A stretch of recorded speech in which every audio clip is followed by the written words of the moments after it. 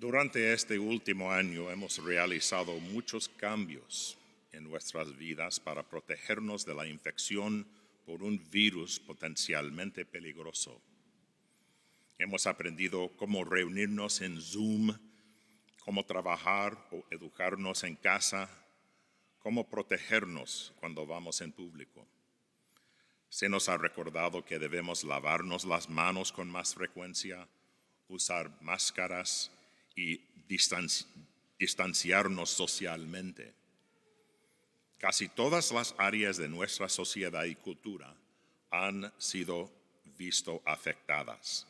Y bien podemos preguntarnos si las cosas volverán a ser como eran antes de la coronavirus. ¿Por qué hacemos todo eso? Porque reconocemos que esta enfermedad tiene el potencial de matarnos y que aquellos de nosotros que somos mayores o que tenemos ciertas condiciones preexistentes, tenemos un mayor riesgo de morir a causa de ella. El miedo a la muerte es uno de los principales motivadores de todos los cambios que hemos realizado. San Agustín escribió: prácticamente todos temen la muerte del cuerpo, tan pocos la muerte del alma. Todos se preocupan por la muerte del cuerpo, que debe ocurrir tarde o temprano, y hacen todo lo posible para evitarlo.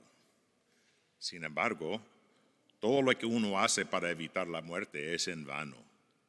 En el mejor de los casos, solo se puede retrasarlo, pero nunca escapar. Si, en cambio, uno se esfuerza para evitar el pecado, no se cansará y vivirá para siempre.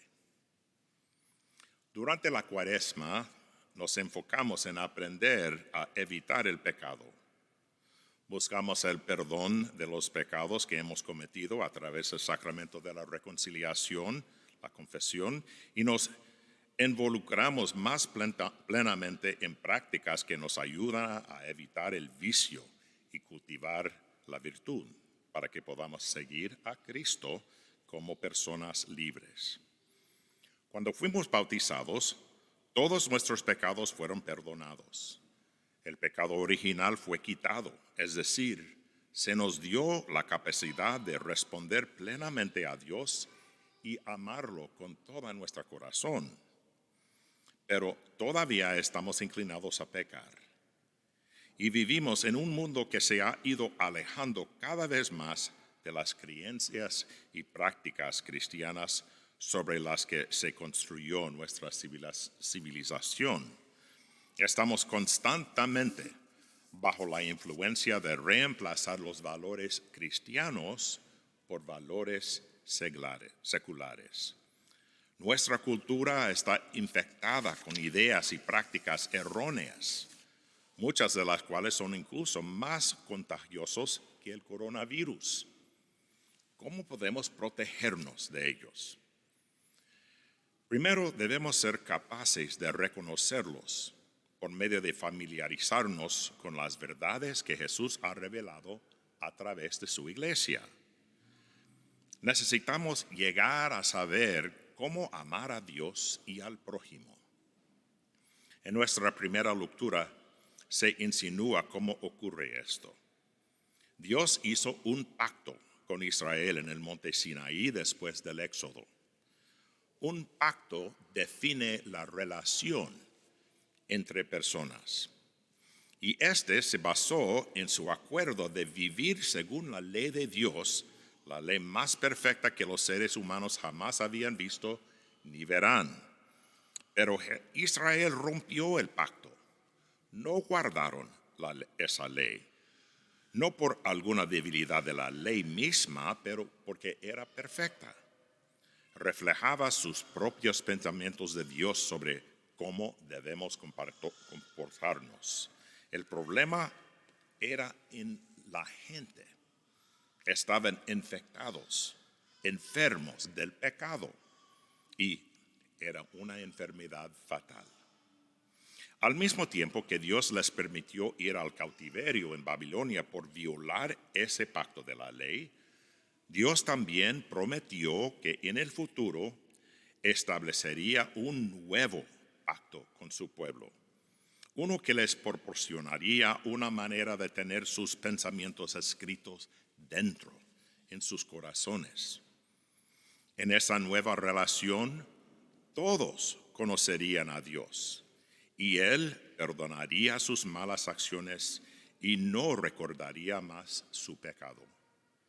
Dios respondió al anhelo expresado en el hermoso Salmo de David, escrito después que él cayó en un pecado grave contra Dios. Crea en mí, Señor, un corazón puro, escribió David. David habló por cada pecador arrepentido cuando escribió estas palabras. Pero, ¿cómo conseguimos ese corazón limpio? Se produciría de una manera completamente sorprendente y paradójica. Nunca podríamos haberlo adivinado de antemano. De hecho, es tan contradictorio que cuando los primeros cristianos lo proclamaron por primera vez a los griegos amantes de la filosofía, ellos pensaron que era una completa tontería. Nuestra salvación, nuestros corazones nuevos, se produjo porque el divino Hijo de Dios, nuestro Creador, movido por un profundo amor por la humanidad, se convirtió en uno de nosotros. Luego, mientras era hombre, voluntariamente eligió sufrir y morir de la manera más vergonzosa y dolorosa por nosotros. Al hacer eso, aprendió la obediencia dentro de un entorno humano y estableció un modelo a seguir para que podamos tener corazones limpios. A través de su encarnación y su pasión, Jesús también glorificó el nombre de su Padre. ¿Cómo? Porque cada una de las acciones de Jesús, desde que se encarnó voluntariamente en el seno de la Virgen María, hasta su vida y ministerio terrenales, su pasión, su resurrección y ascensión al cielo, todo esto reflejó perfectamente la grandeza, la sabiduría y la compasión del Padre. Su crucifixión reveló de la manera más inolvidable la maravillosa verdad que Dios es amor. Su resurrección de entre los muertos proporcionó una garantía de que nosotros mismos también podríamos levantarnos de la tumba. Y cuando hizo esto, cuando Jesucristo se resucitó, Jesús le quitó al diablo su arma más poderosa contra nosotros, es decir, el miedo de la muerte. Por lo tanto, Jesús podía decir: cuando yo sea levantado de la tierra, atraeré a todos hacia mí. La muerte de Jesús también reveló la misteriosa conexión entre la muerte y la gloria. Comparándose con un grano de trigo, señaló algo que todo agricultor sabe: lo que cae en la tierra es solo un grano duro, seco, desnudo. Pero lo que surge del suelo, después de la lluvia, que la lluvia lo riega y el sol lo calienta, es algo completamente diferente. Verde, vibrante, fructífero, produciendo muchos granos de trigo. Así como la vida de Jesús reveló la gloria de su Padre, nuestra vida debe reflejar la gloria de Jesús, mientras Él obra a través de nosotros, su pueblo, su cuerpo místico en la tierra. Pero estar en esta nueva relación con Dios, ese nuevo pacto, requiere que lo deseemos, porque Él, Dios, nunca los impondría. Jesús nos dice que debemos odiar nuestra vida en este mundo si queremos conservarla para la vida eterna. Debemos morir antes que poder levantarnos. Todo se reduce a elegir esta vida o la siguiente. En solo unos minutos celebraremos la nueva alianza en su cuerpo y su sangre. La misa es la pieza central del nuevo pacto. A través de él, Jesús proporciona abundante asistencia sobrenatural para que podamos aprender lo que Él quiere que hagamos y el poder para hacerlo, incluso cuando estemos bajo prueba. Estamos llamados a seguir e imitar a Cristo en todas las circunstancias, porque todos tenemos sufrimientos, ¿verdad? Grandes y pequeños. Estos sufrimientos podemos ofrecerlos con reverencia al Padre, quien puede salvarnos de la muerte, tal como lo hizo Jesús. Jesús nos muestra así cómo transformar el sufrimiento en gloria. Hoy es el quinto domingo del Cuaresma. El próximo domingo, el Domingo de Ramos, marca el inicio de la Semana Santa. El Sagrado Triduo comienza el jueves siguiente y durante ese tiempo intensamente significativo recordaremos los acontecimientos relacionados con la elevación de nuestro Señor en la cruz, en la resurrección y en su ascensión. Jesús tiene el poder de sanarnos del pecado y prevenir más infecciones. El camino no es fácil, pero la recompensa es grande.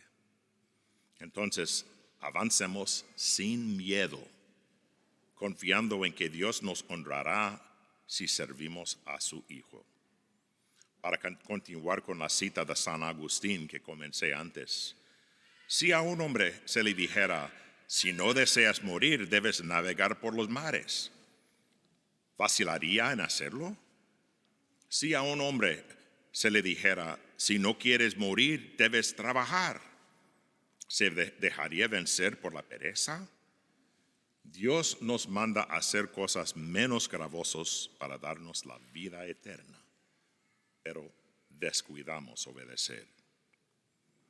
Jesús nos ha dicho qué hacer. Respondamos por resolvernos obedecerle, especialmente en aquellos momentos en que la obediencia requiere que suframos. En palabras del Papa Francisco, Jesús nos toma como somos, pero nunca nos deja como somos. Demostremos la misma atención y diligencia que hemos mostrado en nuestros esfuerzos para protegernos de un virus, como nos protegemos del pecado, examinando nuestras vidas con la eternidad en vista, haciendo todo lo posible para seguir al Cordero donde quiera que vaya, con la confianza de que al hacerlo compartiremos su gloriosa vida celestial.